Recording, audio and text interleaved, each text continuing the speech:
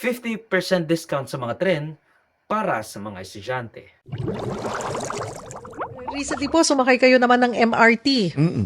Kung kayo po ay regular commuter, kung araw-araw ho kayo nga commuter, mararamdaman nyo sigurado yung siksikan, delay, at init.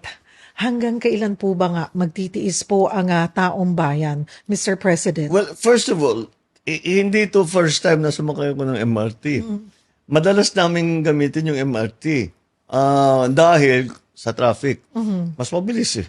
And we are studying na yung estudyante mabigyan ng malaking diskwento. Kasi I said, everywhere I go, ang senior at saka student, may diskwento malaki. 50%, ganun. Kasi ngayon 20% ang Oo. ina-apply po ngayon. Oo. So gusto nyo mas malaki. Mas malaki kasi yan those are the sectors of government na hirap of the society na hirap sa cash.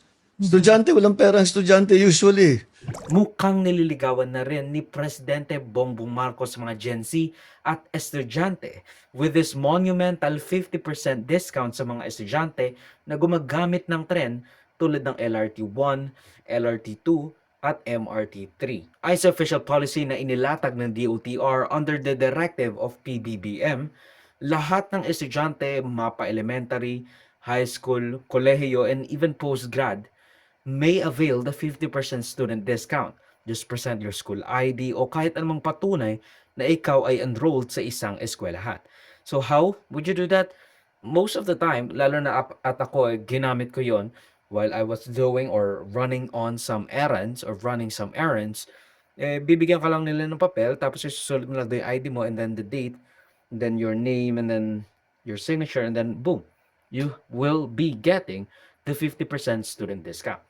Makakatulong ang mga diskwento ito sa estimated millions of students per week, which shaves off a not so insignificant portion of the student budgets.